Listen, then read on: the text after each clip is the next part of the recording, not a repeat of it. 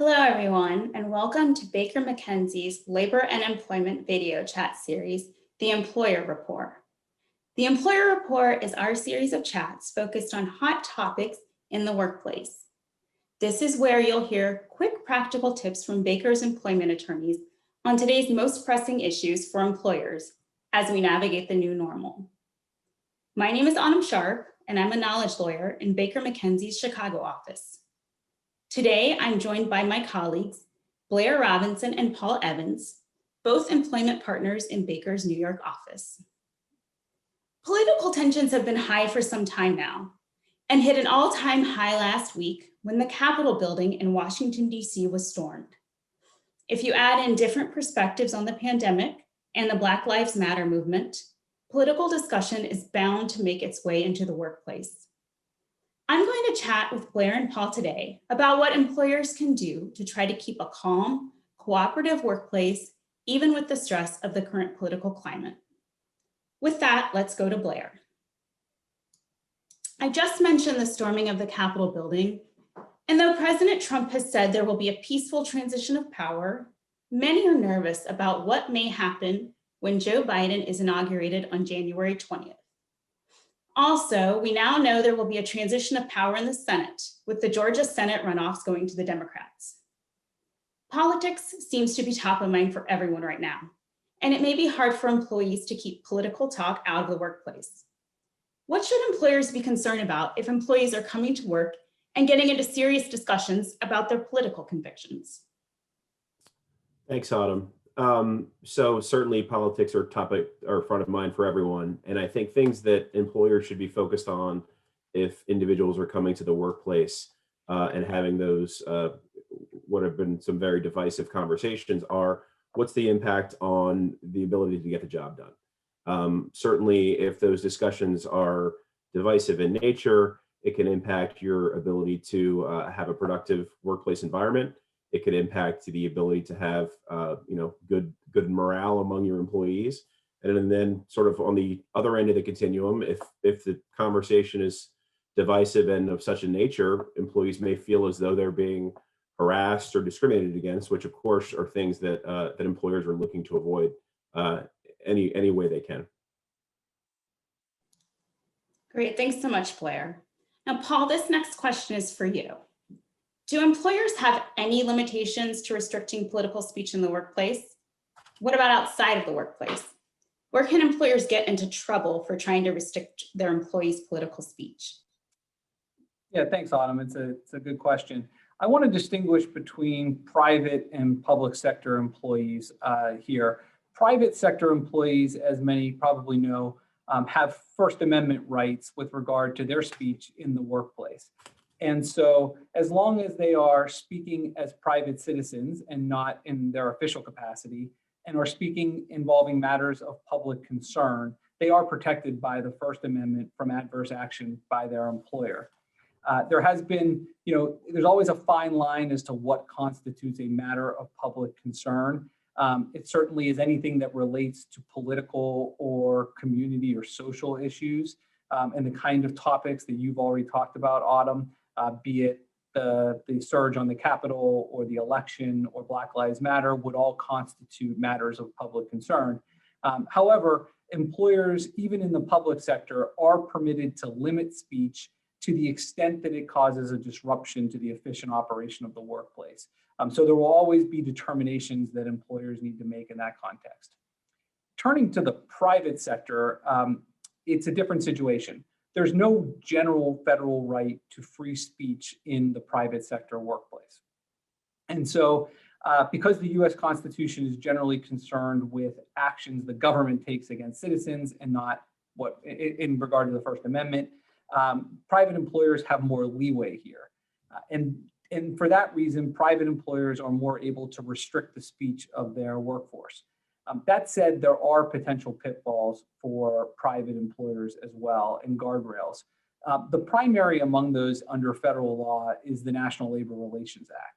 The NLRA, which governs the unionization of workforces, provides that individuals who are in non-supervisory roles are entitled to engage in protected concerted activity. That's the language of the statute. What it generally means is that these non-supervisory employees are entitled to talk with each other and the public about issues that concern their employment. Now, typically that might range in the union context, right? That might range from issues about benefits or wages or the terms and conditions of the workplace. But sometimes those sorts of things will leak into the public discourse as well. And so employers need to be careful that to the extent that they're restricting the speech of their employees, they aren't doing so in a way that infringes upon that sort of protected concerted activity. And what's really important here, and sometimes trips up employers, is that that right under the NLRA applies equally to non-union workforces as it does to unionized workforces. So even if your employees are not unionized, they have the right to engage in protected concerted activity under the NLRA, and you have to permit them to do so. Now, all of that said, generic political speech is not protected under the NLRA. And so it is entirely permissible for employers to restrict that type of speech.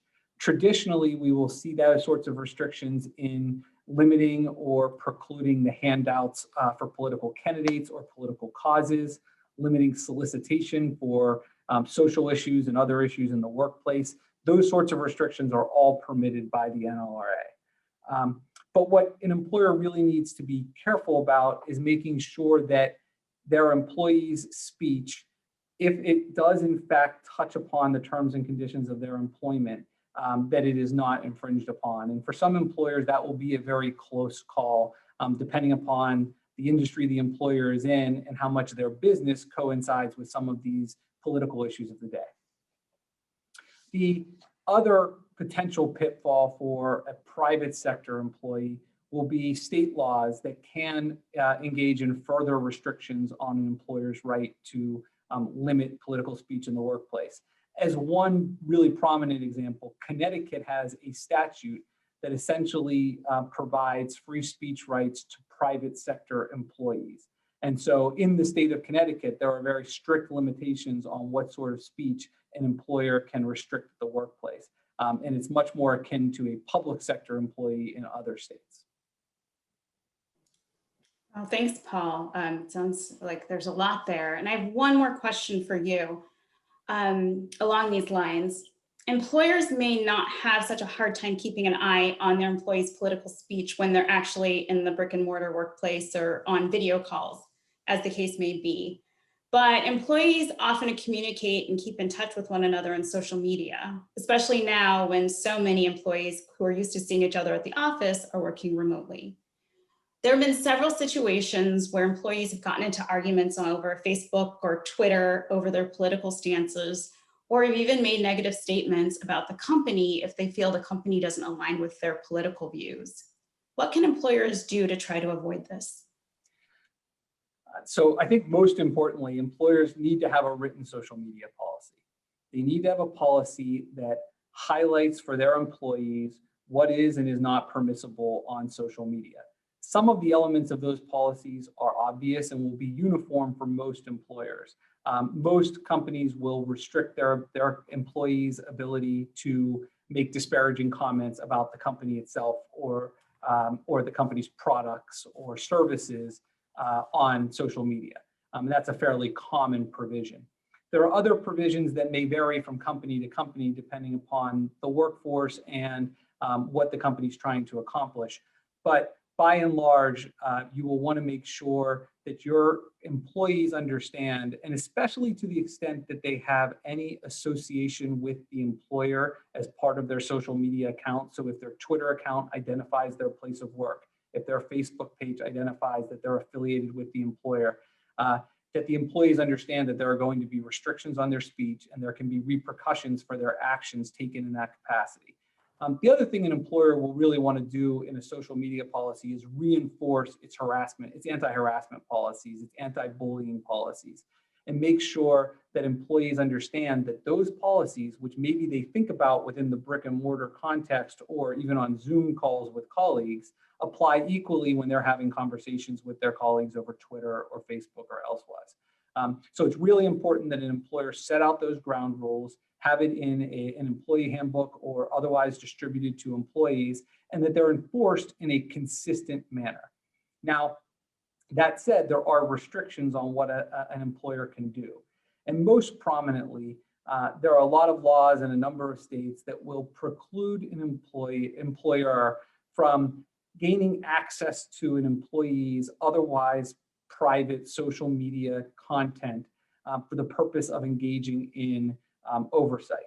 And so you cannot, in many jurisdictions, ask your employees to provide you with their social media handles and or to give you access to their private content, to allow you to be their friend on Facebook, for example. That is not permitted by many state statutes. And likewise, requiring an employee to give you their password or otherwise give you access to those things that they choose to keep private is also not permissible. And so the means and mechanism for an employer to oversee its social media policy have some restrictions. But in many cases, what we see is other employees will come to the employer with the information from Facebook, from Twitter, saying, here's the behavior that I'm experiencing, and asking the employer to take action. And once that's brought to you, you're able to do so. Great, thanks so much, Paul. Now, Blair, this question is for you. The political discussions that we've been talking about won't end after the inauguration. We'll have a shift from a Republican to a Democrat president and a shift from a Republican to a Democrat-controlled Senate. The pandemic is still ongoing, and we've seen differing thoughts on masks, social distancing, reopening, vaccines.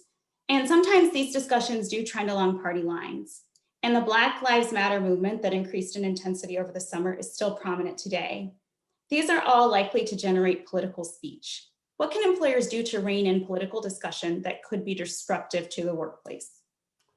Sure. So I think there are several things that that employers can do, and I think the first relates to a topic that Paul talked about, which was that Connecticut statute. So we have clients who are setting forth written policies that delineate their expectations in terms of when political speech could be used or things to be careful of and mindful of. If you're going to have such a policy, I think you just need to be sensitive to the fact that there are other laws out there that could be impacted if the policy is going to be construed in a way to restrict or limit political speech. Beyond that, things like dress code policies, where you're preventing people from wearing things with a political slogan on it, for example.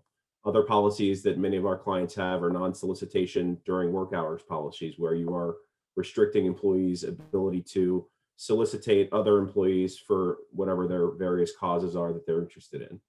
And then lastly, I think fundamentally, and this is something that every one of our clients has been focused on this last year, is being clear with the employee population about what's expected in terms of treating all employees in a fair and respectful way. That has elements of diversity, of course. And so obviously many of our clients have a cohesive diversity strategy that talks about, fair and respectful workplaces. But I think focusing on, building out those processes, having statements from senior leaders that talk about and emphasize the importance of a fair and respectful work environment. Certainly having a diversity strategy that's centralized and emanates from the top down. I think all of those things can combine to have a positive impact in this space. Great, thank you both. Thanks, Blair and Paul, for this thorough and really timely information. For our audience, we hope you will watch the other videos in this series where we share insight into various employment-related issues.